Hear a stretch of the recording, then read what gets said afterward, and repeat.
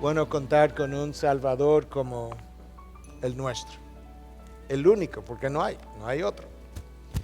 Yo quiero invitarte a que abras la palabra de Dios. El texto del día de hoy está en la segunda carta a los Corintios, capítulo 13, pero por razones que explicaré más adelante, vamos a revisar algunos pasajes de la primera carta a los Corintios también, de forma que si quieres abrir tu Biblia en la primera epístola de Pablo a los Corintios, en el capítulo 5, donde vamos a estar revisando algunas cosas y tener marcado la segunda epístola también. El texto de hoy, que lo vamos a leer un poco más adelante, en la manera como está escrito es un tanto complejo, de manera que yo voy a hacer una larga introducción haciendo uso de la primera epístola, precisamente para ayudar a algunos que están menos familiarizados con la condición de la iglesia de Corinto a entender mejor por qué Pablo está cerrando una carta con llamados de atención y todavía señalando pecados, cuando uno esperaría que la carta termine de un tono mucho más alto, mucho más estimulante quizás. Pero cuando tú veas parte de la historia de esa iglesia, creo que vas a entender mucho mejor por qué Pablo está todavía siendo tan enfático al final de esta carta con cosas que verdaderamente afectan la salud de la iglesia si no son atendidas. Yo quería mencionar como parte de esta entrada, el título de mi mensaje es Examinaos para ver si estáis en la fe. Quizá algunos de ustedes ya lo vieron en el boletín, pero esa frase viene del versículo 5 del texto que vamos a leer como mensaje para hoy, y viene de la Reina Valera del 60. La Biblia de las Américas tiene una frase muy similar y dice: poneos a prueba para ver si estáis en la fe. La Nueva Traducción Viviente lo dice de esta manera: examínense para ver si su fe es genuina. A lo largo de esta carta, la iglesia supo cuestionar a Pablo en diferentes momentos, como hemos venido mencionando, y ahora al final de esta carta, Pablo como que voltea la moneda y los pone a ellos a examinarse para ver a qué conclusión ellos llegan, como vamos a ver más adelante, porque la conclusión a la que ellos lleguen acerca de su salvación va a hablar o no a favor de la genuidad o de lo genuino que era el ministerio de Pablo. Pero por ahora simplemente nos quedamos ahí y quería mencionar esas cosas porque aún en una frase, buscarla en diferentes traducciones, si estas son buenas, nos ayuda a entender mejor qué es lo que Pablo se está ayudándonos a comprender acerca de lo que él está expresando. Y a pesar de que ya mencioné que nuestro texto está en la última parte, en el último capítulo de la segunda carta a los Corintios, yo voy a comenzar leyendo los dos últimos versículos del capítulo 12, el capítulo anterior, porque esto está conectado y es una continuación del final de este capítulo que leímos y pusimos hace un par de semanas atrás. Escucha otra vez, versículo 20 del capítulo 12 y 21. Porque temo que quizás cuando yo vaya, halle que no sois lo que deseo, y yo sea hallado por vosotros que no soy lo que deseáis. Escucha, que quizá haya pleitos, celos, enojos, rivalidades, difamaciones, chismes, arrogancias, desórdenes. Temo que cuando os visite de nuevo, mi Dios me humille delante de vosotros y yo tenga que llorar por muchos que han pecado anteriormente y no se han arrepentido de la impureza, inmoralidad y sensualidad que han practicado. Quizás algunos de ustedes no están familiarizados con la historia de esta iglesia a la que Pablo tiene que amenazar al final de su segunda carta con la aplicación de disciplina de una manera severa. Pero si tú tomas tres palabras que aparecen en el versículo 21, impureza, inmoralidad y sensualidad, tú sabes que estas cosas no pueden ser pasadas por alto sin que la salud de la iglesia se afecte. Y esa es la razón por la que yo quiero visitar algunos de los pasajes de la primera carta de Pablo a esta iglesia, para que puedas entender mejor por qué cuando leamos más adelante que Pablo los está amenazando con no ser indulgente y con ser severo quizás, tú puedas entender mejor cuál es el trasfondo detrás.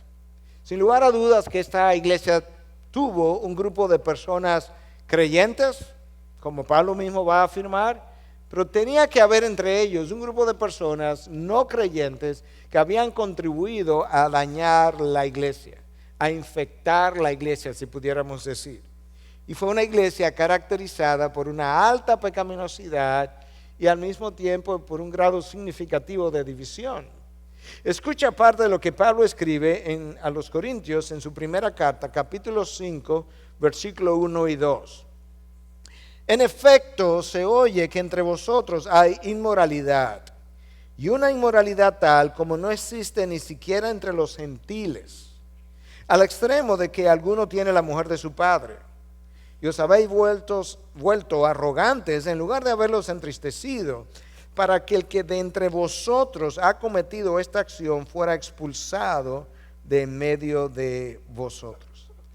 Pablo está alarmado con la insensibilidad de esta iglesia hacia la inmoralidad, hasta el punto que hay una persona que asiste a la iglesia que está viviendo con la esposa de su padre, que imaginamos era entonces su madrastra. Y dice, ustedes no han hecho nada, de hecho ustedes están orgullosos de esa situación. Y Pablo entonces continúa, en ese mismo capítulo 5, instruyendo a la iglesia acerca de qué cosas hacer cuando este tipo de pecados u otros similares invaden la iglesia. Y nosotros leemos, por ejemplo, en los versículos 9 en adelante, todavía en el capítulo 5 de esa primera carta, escucha lo que Pablo dice. En mi carta os escribí, una carta anterior, en mi carta os escribí que no anduvierais en compañía de personas inmorales. No me refería a la gente inmoral de este mundo, a los avaros y estafadores y a los idólatras, porque entonces tendrías que salir del mundo. En otras palabras, tú vives en un mundo de pecado, la gente que no conoce a Cristo va a vivir en medio de dichos pecados, tú no te puedes separar de ellos. Sino que en efecto os escribí que no anduvierais en compañía de ninguno. Aquí viene, que llamándose hermano es una persona inmoral o avaro o idólatra o difamador o borracho o estafador. Con ese ni siquiera comáis. El problema para nosotros no está con la gente del mundo que está allá afuera, porque ellos van a vivir en pecado, ellos no conocen otro estándar, ellos no tienen la sensibilidad del Espíritu, no conocen la palabra. El problema está con alguien que se llama cristiano y llamándose cristiano, entonces vive una vida de pecado, con lo cual está manchando el nombre de Cristo, está deshonrando su iglesia, le está dando una mala reputación tanto a la santidad de su nombre como a la santidad de aquellos que han sido comprados y lavados por la sangre de Cristo. Y Pablo dice, si eso existe entre vosotros, con los tales ni siquiera comáis. Y eso comienza a darte una idea, pero no termina. Comienza a darte una idea de que esta fue una iglesia verdaderamente en problemas. Esto fue una iglesia que no sé ni cómo Pablo pudo continuar pastoreándola, pero su corazón, su tremendo corazón de pastor, continuaba preocupado por ellos y continuaba ministrándole. Cuando tú llegas al capítulo 11, tú comienzas a entender todavía más cuán amplio era este problema de pecado en esta iglesia, e incluso vas a entender en un momento hasta dónde Dios tuvo que llegar para disciplinar y corregir a esta iglesia. En el capítulo 11, haciendo un fast forward, como decimos, yendo rápido hacia adelante, en el versículo 17 en adelante nosotros leemos lo siguiente: pero al daros estas instrucciones, no os alabo, porque no os congregáis para lo bueno, sino para lo malo. ¿Te imaginas? Cuando ustedes se reúnen, no se congregan para hacer lo bueno, sino para hacer lo malo. Pues en primer lugar oigo que cuando os reunís como iglesia, hay divisiones entre vosotros, y en parte lo creo. Porque es necesario que entre vosotros haya bandos, a fin de que se manifiesten entre vosotros los que son aprobados. Por tanto, cuando os reuní, esto ya no es comer la cena del Señor, porque al comer cada uno toma primero su propia cena y otro pasa hambre y otro se embriaga. ¿Qué? ¿Que tenéis casas, que no tenéis casas para comer y beber? ¿O menospreciáis la iglesia de Dios y avergonzáis a los que nada temen? ¿Qué os diré? ¿Os alabaré? Corintios, ustedes tienen un grave problema. Ustedes se reúnen y cuando se reúnen, en vez de estar unidos en un mismo sentir, con una misma meta, de un solo corazón, cantando una misma voz, lo que hay es divisiones entre ustedes. De hecho, hay bandos. Y tú lees de eso acerca de eso en el capítulo 1, cuando uno decía que era de Pedro, el otro era de Pablo, el otro era de Cristo, porque algunos pensaban que no iban a seguir ningún nombre. Y Pablo dice de manera interesante y nos ayuda a entender algunas cosas, que las divisiones muchas veces son permitidas por Dios porque Dios tiene un propósito en permitirlas. Escucha el versículo 18 y 19. Hay divisiones entre vosotros, y en parte lo creo, porque es necesario, una necesidad, que entre vosotros haya bandos a fin de que se manifiesten entre vosotros los que son aprobados. En otras palabras, cuando ocurren estas situaciones en las iglesias, aquellos que tratan de permanecer unidos, aquellos que tratan de ser pacificadores, dan muestra de que Dios, la aprobación de Dios está sobre ellos. Aquellos que mantienen la división, que procuran la división, son los que dan evidencia de que no han sido aprobados por Dios. Y eso es algo que Dios ha mostrado a lo largo de toda la historia redentora. Si vas tan hacia atrás como el libro del Éxodo, te encontrarás que en un momento dado, cuando Coré se levanta con 250 otros líderes y viene y cuestionan a Moisés, Dios se hizo cargo de tal cosa y en un momento dado hizo que la tierra se abriera y se tragó a Coré, su familia, con todo el resto, y 250 personas murieron en un solo día. Y es que la unidad del cuerpo de Cristo habla bien de una iglesia, y la división hace todo lo opuesto, desacredita el nombre del Señor. No podemos olvidar que en el aposento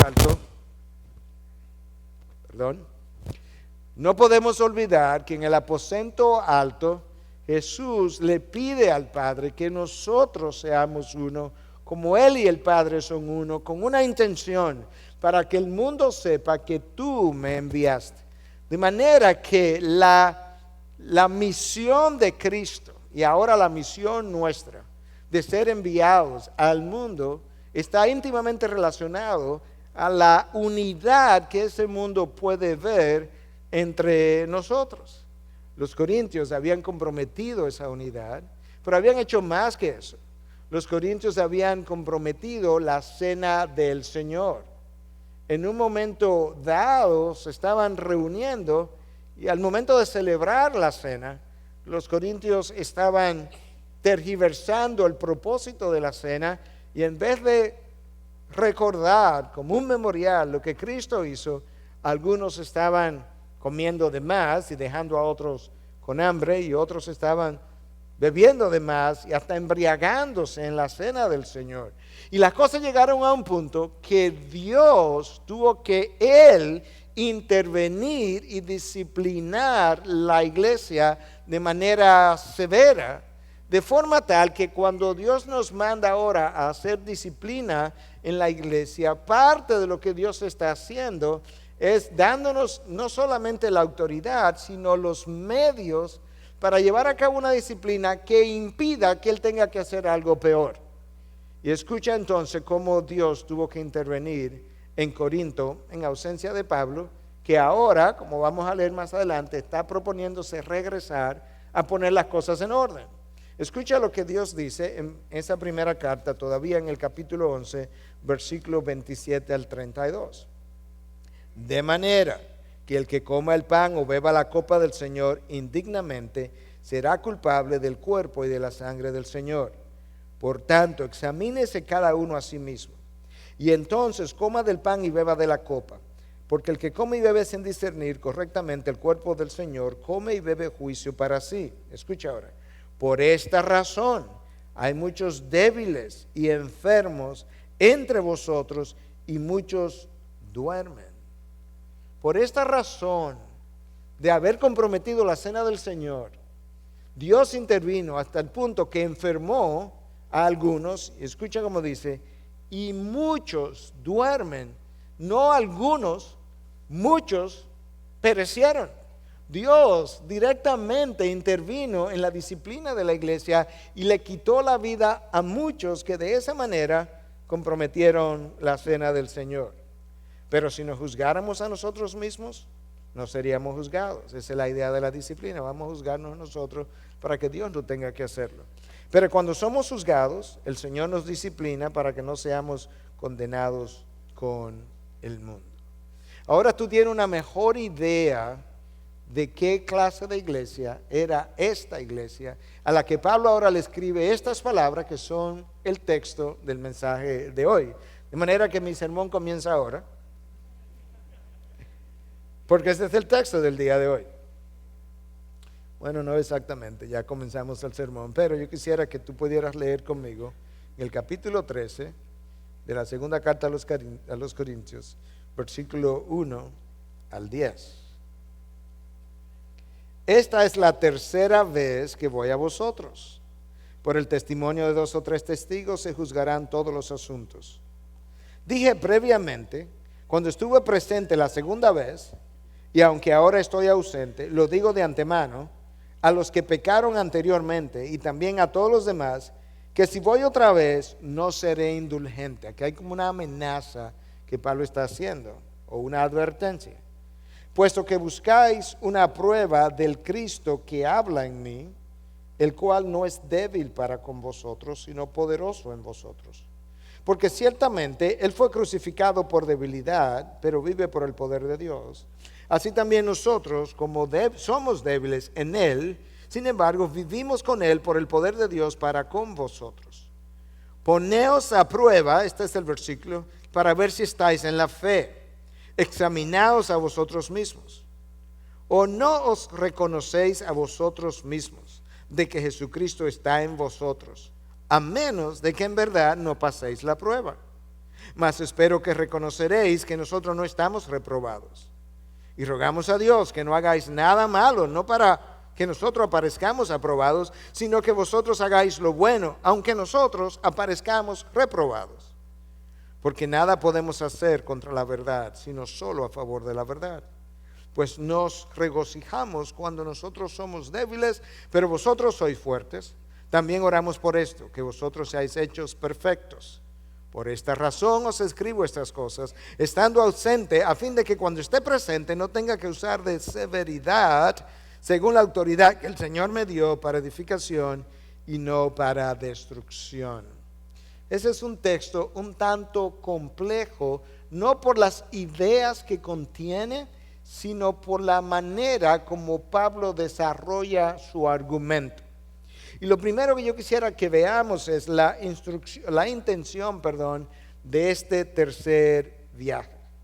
Nosotros leímos al final del capítulo 12 que entre ellos todavía había pleitos, celos, enojos, rivalidades, difamaciones, chismes, arrogancias y desórdenes.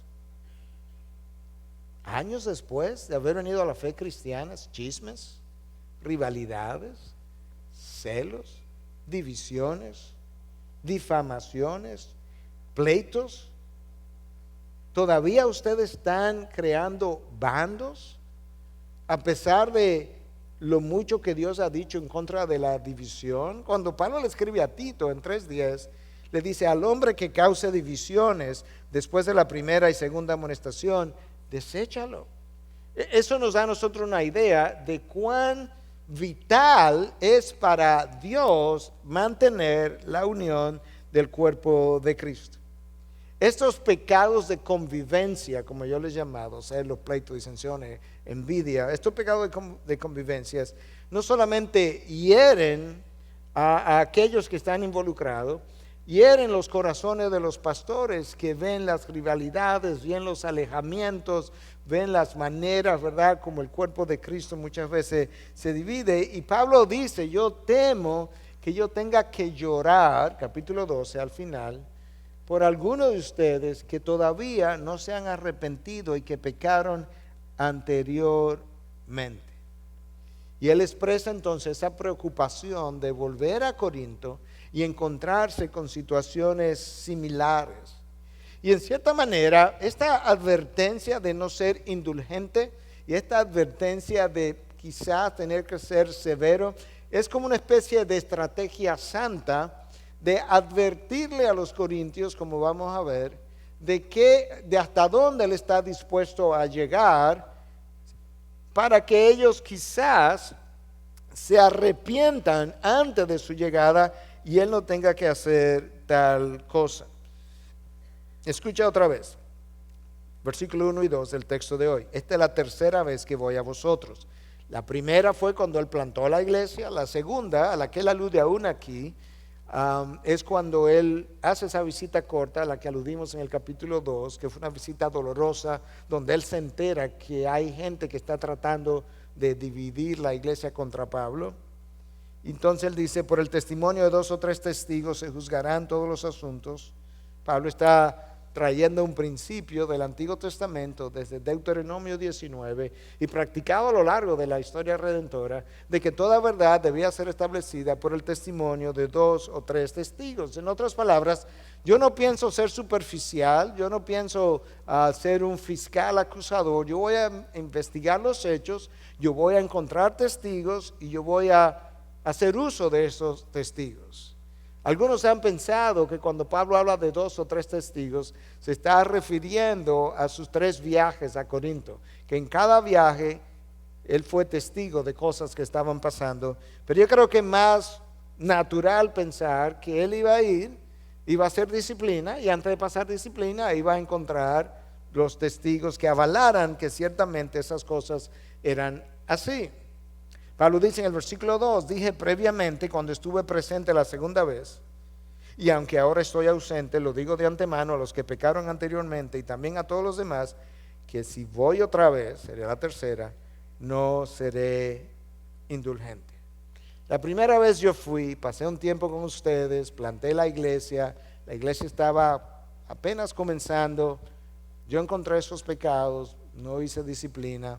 La segunda vez yo fui por un muy breve tiempo y me encontré con una situación dolorosa, me retiré rápidamente, también pasé por alto y decidí escribir. Esta tercera vez, si yo voy, yo no voy a ir y me encuentro con la misma situación, no voy a ser indulgente, esto va a tomar otro color. Ahora, Pablo en el texto de hoy menciona la intencionalidad de por qué los amenaza. Está en el versículo 10. Pablo no está como aquel que dice que amaga y no da. No, él está siendo sincero. Escucha lo que él dice en el versículo 10. Por esto os escribo estando ausente, para no usar de severidad cuando esté presente, conforme a la autoridad que el Señor me ha dado para edificación y no para destrucción. En otras palabras, Corintios, yo les estoy diciendo por qué les escribo y por qué les amenazo, por así decirlo, les advierto. Es que mi intención, mi corazón pastoral, no quisiera tenerse que ver involucrado en aplicar la severidad de la disciplina, sino que yo preferiría encontrarlos en un estado de arrepentimiento. Pablo no explica qué él quiere decir con esto de severo, pero nosotros tenemos una idea. Porque por un lado ya leímos en uno de los textos anteriores, en la primera carta, que Pablo entendía que aquel que estaba viviendo con la mujer de su padre debía ser expulsado en medio de ellos. Y ahora, en esa misma primera carta, en ese mismo capítulo 5, Pablo se refiere a esa persona y escucha lo que dice: entregar a ese tal a Satanás para la destrucción de su carne, a fin de que su espíritu sea salvo en el día del Señor Jesús. nosotros no tenemos completamente claro lo que implica entregar a alguien a Satanás, pero lo que pensamos es que cuando tú expulsas a alguien de la iglesia, eso equivaldría a entregarlo a Satanás en este sentido. Mientras esa persona está en la iglesia, él tiene el chance de escuchar la palabra, y como la fe viene por el oír y el oír por la palabra de Dios, él tiene una oportunidad todavía de arrepentirse, tiene una oportunidad de recibir convicción.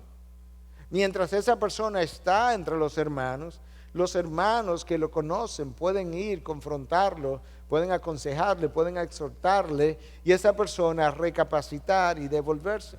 Pero cuando esa persona sale de esa sombrilla de la iglesia, aquello que le puede producir convicción, que es justamente la acción del Espíritu Santo iluminando la palabra que él escucha, ya él no la tiene, y en cierta manera él queda a expensa de Satanás. Pablo hizo eso con otros 2 individuos en el Nuevo Testamento, a quien él entregó a Satanás para que aprendieran a no blasfemar. Quizás Pablo está hablando de eso, que él no quisiera tener que ir a Corinto y tener que empezar con algo así en su tercera visita, pero quizá la advertencia impide que se tenga que llegar a ese nivel. Pero Pablo está ayudándonos a nosotros a entender como iglesia que ciertamente la iglesia no puede ser indulgente con el pecado. No puede ser indulgente con el pecado porque el pecado que infecta a uno puede infectar a todos. No puede ser indulgente con el pecado porque es contrario a la santidad del cuerpo de Cristo. No puede ser indulgente con el pecado porque deshonra el mismo nombre de Dios, la misma naturaleza de lo que la iglesia se supone que sea. Y no puede ser indulgente con el pecado porque la iglesia que es indulgente con el pecado cosecha los frutos de la indulgencia y cosecha los frutos en los hijos de esa iglesia posteriormente de una peor manera. Y esto es algo que Pablo nos ayuda a entender al hablar de esta forma a nosotros que estamos ahora viviendo y haciendo iglesia 2000 años después. Entonces la intencionalidad del tercer viaje ya la vimos, poner las cosas en orden. Veamos ahora de qué manera esta iglesia cuestiona ahora a Pablo y lo genuino de su ministerio. Que dijimos que la línea melódica o el tema central de esta carta de principio a fin es justamente la autenticidad de un ministerio y que Pablo brinda su defensa, por así decirlo, para probar cuán auténtico no solamente su ministerio es, sino cuán auténtico puede ser otro ministerio. Pero esta iglesia no estaba contento, no importa lo que Pablo le ofreciera. Unos sermones atrás hablamos de que Pablo les dijo: las marcas, las señales y los prodigios que acompañan a un apóstol, yo los he hecho. Eso era una prueba, pero todavía no estaban contentos. Y ahora nosotros vemos el cuestionamiento en el versículo 3. Puesto que buscáis una prueba del Cristo que habla en mí. Esta no era una iglesia fácil. Ustedes ahora quieren que yo le dé prueba de que Cristo habla por medio de mí, el cual no es débil para con vosotros, sino poderosos en vosotros. Porque ciertamente Él fue crucificado por debilidad, pero vive por el poder de Dios. Así también nosotros somos débiles en Él, sin embargo viviremos con Él por el poder de Dios para con vosotros. Aparentemente, por cosas que están reveladas en la carta, los corintios habían aprendido a apreciar a líderes impositivos, autocráticos, que hablaban con mucho autoritarismo, hasta el punto que Pablo les dice en 11:20, si alguno viene a vosotros y os devora y os golpea en el rostro, ustedes lo toleran. En 10:1, Pablo les dice, pero yo he sido manso. En otras palabras, ustedes no han sabido apreciar la mansedumbre, la humildad de mi liderazgo y han preferido la aspereza, si se quiere, el carácter impositivo, tiránico de algunos de los otros líderes, pensando que en eso es que estriba la autoridad. Y a veces pensamos así. Yo leí acerca de un pastor muy conocido y un autor muy conocido, que decía que él estaba en una iglesia en una ocasión, sentado escuchando a un pastor predicar, y que este pastor que estaba predicando tenía muy buen sermón, muy buen contenido, pero tenía una forma muy mansa de hablar, casi conversacional, y que una persona que estaba al lado de él dijo: ¿cuándo será que va a comenzar a predicar? Porque a veces pensamos que esa forma autoritativa es la forma. Y Pablo está diciendo, lamentablemente, ese no es mi estilo. Entonces, ¿qué es lo que él hace en el versículo 4? Yo les decía que el texto, por la manera como está escrito, es un tanto difícil de entender, pero escucha con detenimiento y Dios que nos dé entendimiento para que podamos entender. Pablo, ellos le han pedido una prueba del Cristo que habla en él. Versículo 3. ¿Te quieren una prueba? Él le va a dar una prueba, pero no la que ellos estaban esperando. Escucha, versículo 4. Porque ciertamente Él fue crucificado por debilidad, pero vive por el poder de Dios. Así también nosotros, esta es la prueba, somos débiles en Él. Sin embargo, viviremos con Él por el poder de Dios para con vosotros. En otras palabras, tú mira el ejemplo de Cristo, que fue crucificado por debilidad. ¿Cómo por debilidad? Él no era Dios. Sí, pero Él se dejó llevar al matadero, no abrió su boca, no ofreció oposición, entregó sus derechos. Él pudo haber soplado desde la cruz y haber eliminado a todos sus enemigos que estaban al pie, y sin embargo Cristo cayó, y cuando habló, cuando abrió su boca, no lo hizo para soplar a aquellos que estaban enfrente de Él, sino para decir: Padre, perdónalos porque no saben lo que hacen. En el contexto greco-romano en que esto se da, eso era una señal amplia de debilidad. Perdonar a tus enemigos jamás. No defenderte nunca. No bajarte de la cruz si tú tienes el poder. Imposible, impensable. Pues Cristo fue crucificado por debilidad. Pablo dice: pues tú mira su ejemplo. Así también nosotros somos débiles en Él. Somos mansos. No nos defendemos de la manera que ustedes quieren que me defiendan. No subimos la voz. Nos hemos comportado con humildad. Cristo toleró el pecado de los hombres, nosotros hemos tolerado el pecado de ustedes. Cristo toleró las ofensas de ustedes, nosotros también toleramos las ofensas de ustedes. Nosotros somos débiles en Él. La prueba de que Cristo vive en mí es la mansedumbre ofrecida ante las ofensas de ustedes. El mundo juzga las fortalezas de los hombres por el tono de la voz, por la posición que ocupamos, por el rango que tenemos, por la manera como alguien impone su posición sobre otros. En el reino de los cielos es totalmente lo opuesto. Lamentablemente nosotros somos adictos al poder y a la gloria, dado el orgullo humano. Pablo dice: no, esa no es la manera. Para Dios, o mejor dicho, Dios está formando hombres mansos y humildes, cuya fortaleza es mejor vista cuando ellos restringen su fuerza física o fuerza bruta para dejar salir su fortaleza espiritual. Requirió mucho más fortaleza permanecer en la cruz con todos los derechos, todas las prerrogativas, con todas las formas de hablar, con todas las formas de destruir. Requirió mucho más fortaleza permanecer ahí en silencio, soportando a los débiles, que haber respondido de una manera que lo hubiese replegado a todos.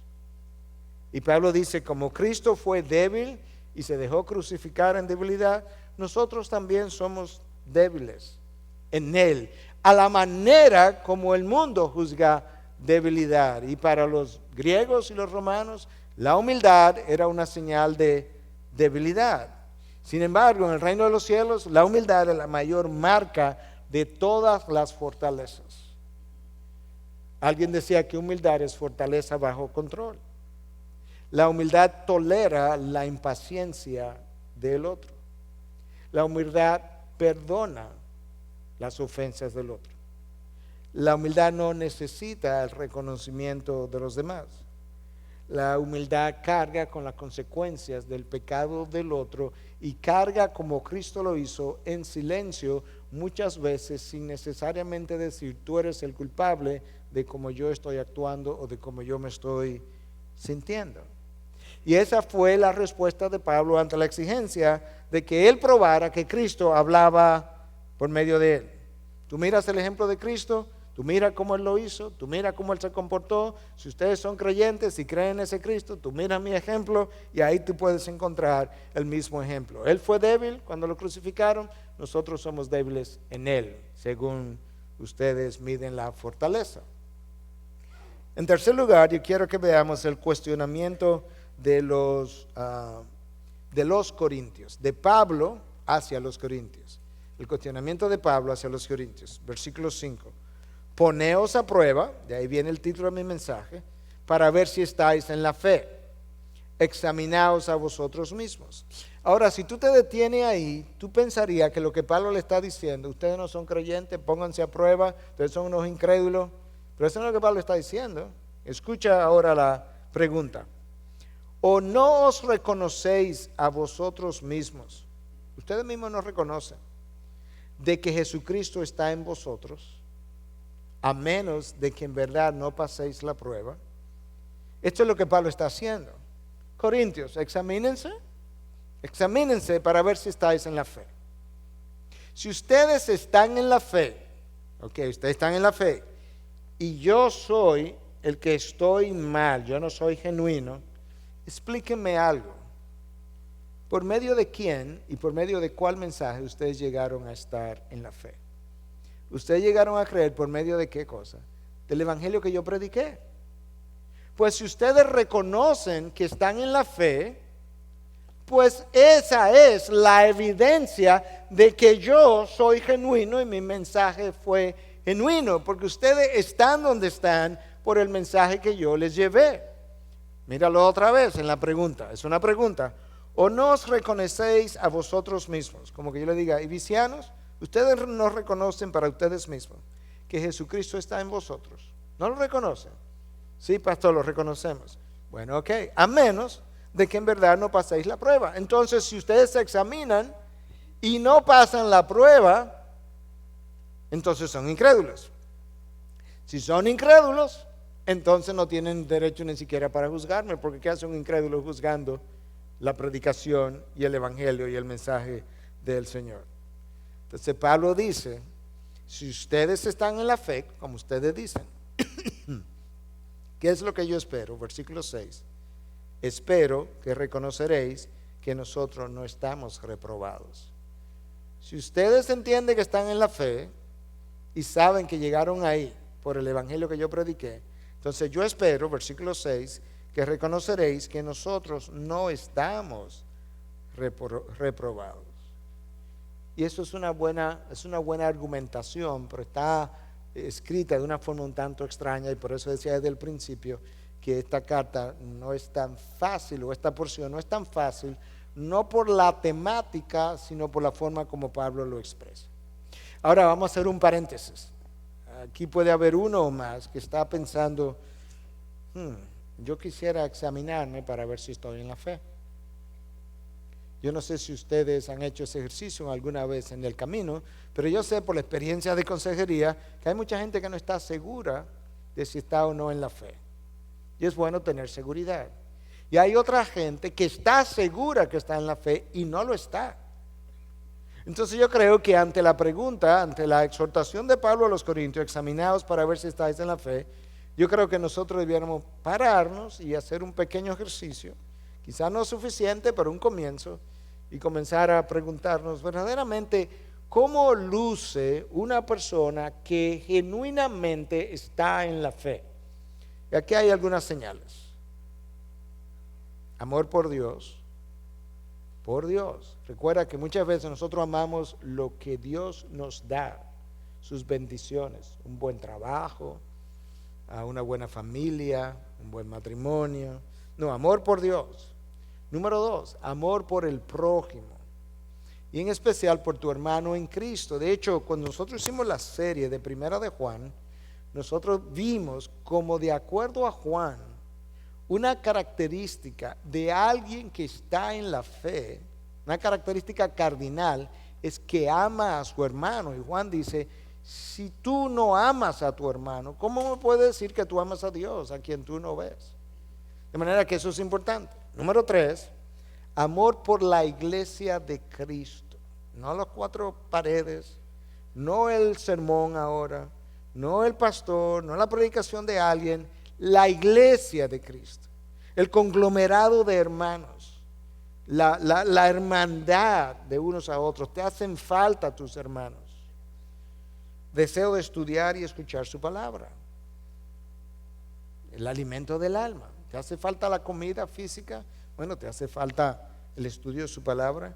Convicción de pecados. El Espíritu que mora en ti, que te ve pecando, te va a dar convicción de pecado, en mayor o menor grado.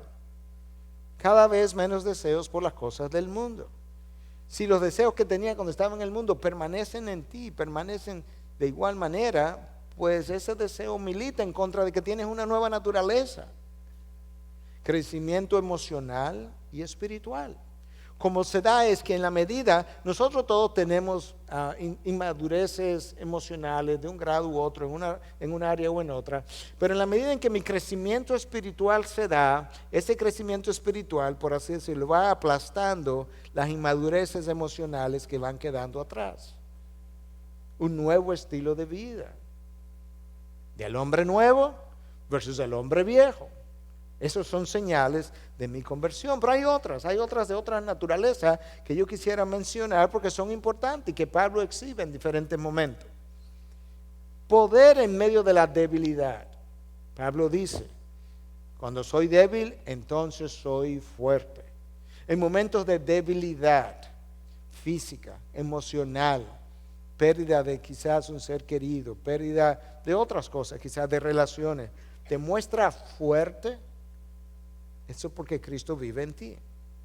Una vida piadosa en medio del pecado, como fue el caso de Daniel, por ejemplo. La mejor evidencia de que Dios estaba con él es que Daniel vivió una vida de absoluta integridad en medio de todo el pecado. Esperanza.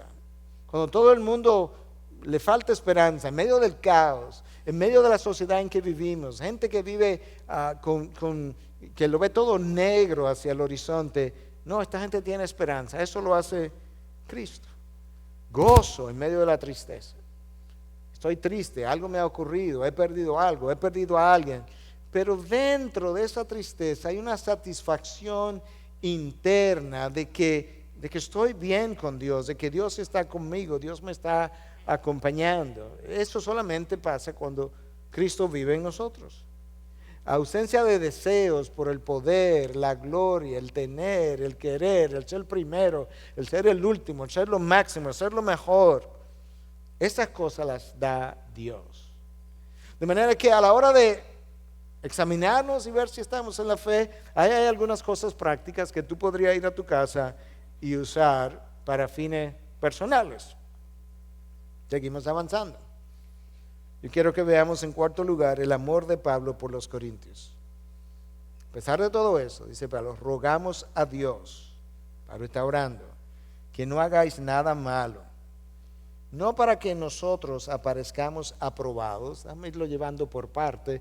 Este segundo sermón del día de hoy yo lo he ido seccionando aún más para digerirlo mejor. Entonces me voy a parar aquí. Y rogamos a Dios que no hagáis nada malo, no para que nosotros aparezcamos aprobados. Pablo está diciendo, Corintios, yo quiero que entiendan que mi intención primera no soy yo, son ustedes. Yo no quiero aparecer aprobado. Entonces cuando le digo que no hagan nada malo, no es para nosotros lucir bien. No. Al final del camino, mi aprobación o desaprobación no es tan importante como que ustedes estén bien. Mira cómo él lo dice ahora en la segunda parte del versículo 7. Sino que para que vosotros hagáis lo bueno, aunque nosotros aparezcamos reprobados. Ustedes pueden hacer lo malo o lo bueno. Yo espero que con esta advertencia ustedes no se salgan del camino y hagan lo malo para que entonces nosotros aparezcamos aprobados a la hora de hacer disciplina. No. Yo prefiero que hagan lo bueno. Y si ustedes deciden hacer lo bueno y haciendo lo bueno, al final me tildan de no genuino, no aceptan mi autoridad. Yo prefiero eso porque lo que me interesa es la salud espiritual de ustedes más que yo mismo. Y en eso Pablo está dispuesto a intercambiar el lugar. Pablo está dispuesto a que él aparezca desaprobado para que ellos sean aprobados de la misma manera que Cristo en la cruz pareció el desaprobado y nosotros los aprobados. Eso es como luce la cruz. En la cruz Él es el que es castigado, Él es el que más severamente es futigado, porque Él cargó con los pecados. Él es el culpable y nosotros aparecemos los aprobados por la sangre de Cristo. Ese es el modelo que Pablo está siguiendo y eso es lo que le está diciendo. Yo prefiero que hagan lo bueno y si al final a ustedes, a la evaluación de ustedes, nosotros no somos lo que somos, pues bien, es preferible eso a que hagan lo malo. Número 5, la pasión consumidora de Pablo por la verdad. Porque nada podemos hacer, versículo 8, contra la verdad, sino solo a favor de la verdad. Corintios, la razón por la que yo estoy hablando de esto, y estoy hablando en contra del pecado, y estoy hablando de que no voy a ser indulgente, y de que pudiera ser que llegue a ser severo, lamentablemente es que no puedo hacer nada en contra de la verdad, solo a favor de ella. Es la verdad la que me ha llevado a la prisión muchas veces, es la verdad la que me ha llevado a la persecución, es la pasión por la verdad la que me llevó a ustedes en primer lugar cuando planté la iglesia, es la misma pasión por la misma verdad que ahora me lleva por tercera vez a ustedes y que ahora me lleva a confrontarlos en su pecado. Yo no puedo hacer otra cosa, lamentablemente. Y Pablo continúa en el versículo 9, pues nos regocijamos, esto es lo que le trae alegría a Pablo, esto es lo que le trae consuelo, nos regocijamos cuando nosotros somos débiles, pero vosotros sois fuertes. También oramos por esto, que vosotros seáis hechos perfectos. Lo que me produce regocijo es, en el contexto de toda la carta, de cómo él usa la palabra fuerte y débil, es que vosotros seáis fuertes, porque si vosotros sois fuertes, están bien, están en obediencia, están complaciendo a Dios, están obedeciendo su palabra. En ese caso, nosotros vamos a parecer como débiles ante los ojos del mundo. ¿En qué sentido? Nosotros vamos a ser mansos, nosotros vamos a ser humildes, nosotros le vamos a amar como una madre que ama a sus hijos, que está amamantando a sus hijos. Yo prefiero eso. Eso es lo que nos causa regocijo. Nos regocijamos cuando nosotros somos débiles, mansos, humildes, no severos, y cuando vosotros sois fuertes. Pero oramos por algo más, dice Pablo, por esto, que vosotros seáis perfectos. La Nueva Traducción Viviente lo dice de esta manera: nos alegramos de parecer débiles, si esto ayuda a mostrar que ustedes en realidad son fuertes. Nos alegraríamos de eso.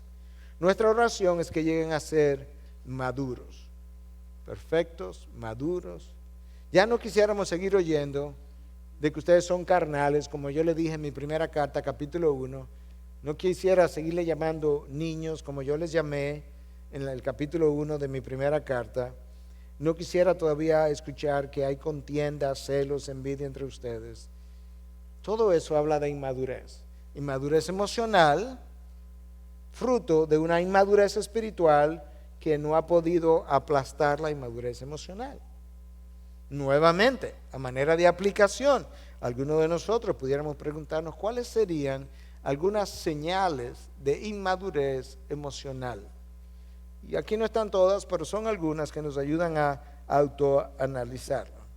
Una necesidad sobremedida de aprobación de los demás habla de esa inmadurez. El perfeccionismo ha sido citado como una señal de inmadurez porque el perfeccionismo está generado por un temor. Y el temor no es típico de alguien maduro emocionalmente o maduro espiritualmente. Resentimientos, dificultad para perdonar, el guardar rencor, el querer vengarme, arranques de ira, como los niños todavía que tienen arranques de ira. Cuando nosotros amamos servir, pero amamos servir porque nos gusta todavía ser centro de atención. No es tanto por el servicio que le brindamos al hermano, sino porque me gusta estar en el medio y ganar la atención de los demás. Cuando se nos dificulta apreciar los talentos de otros y experimentamos ciertas envidias. Dificultad para controlar la lengua, dificultad para controlar los deseos. Dificultad para relacionarnos de cerca con otros que difieren de mí, a veces en doctrina, a veces en filosofía de ministerio, a veces en el trabajo, difieren de mí, diferentes formas, a veces en formas de criar los hijos, a veces en formas de enviarlos al colegio. Uno los envía a escuelas públicas, otros a escuelas privadas, uno a colegios cristianos, otros los hacen homeschooling o educación en el hogar. Pero si no estamos en la misma página, como que nos sentimos incómodos. No, eso no es típico de la madurez. Y Pablo dice, nosotros oramos para que seáis maduros, espiritualmente y obviamente emocionalmente. Una cosa va a llevar a la otra. Entonces eso también nos ayuda a nuestra evaluación. Y finalmente, entonces, nota cómo Pablo concluye este texto en el versículo 10. Por esta razón os escribo estas cosas, estando ausente. ¿Por cuál razón? ¿Qué es lo que tú quieres, Pablo, ahora cuando llegues aquí? A fin de que cuando esté presente no tenga que usar de severidad, esa es la razón, según la autoridad que el Señor me dio, para edificación y no para destrucción. Yo tengo una autoridad apostólica, pero yo sé también para qué me la dieron.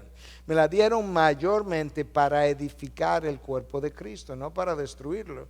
Entonces mi intención al escribir esto, al amonestarlos, a advertirlos y hablarles de que no voy a ser indulgente y de que voy a ser severo si es necesario, es que cuando yo llegue no tenga que hacer nada de eso.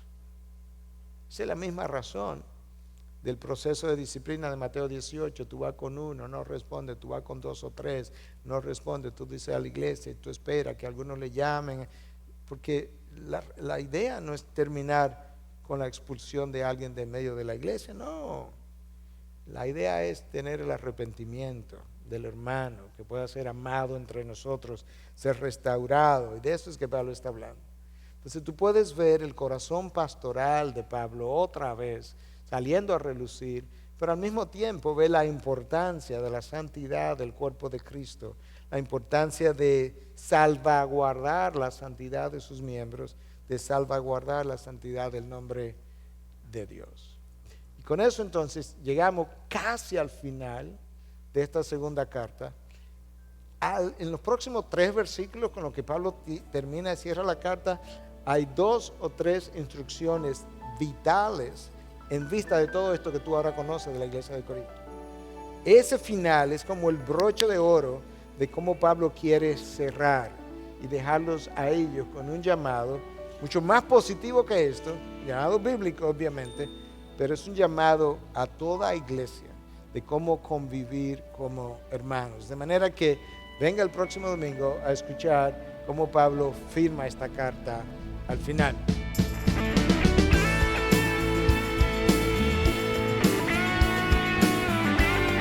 Esta es una producción que llega hasta ustedes gracias a los aportes de individuos y empresas comprometidos con la defensa de la fe. Para más información, preguntas y comentarios, visite nuestra página de internet www.integridadisabiduría.org.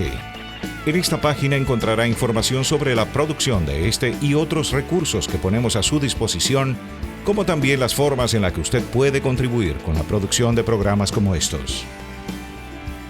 Les invitamos nuevamente a visitar nuestra página de internet www.integridadisabiduría.org. Será hasta la próxima, cuando nos reencontremos en su palabra.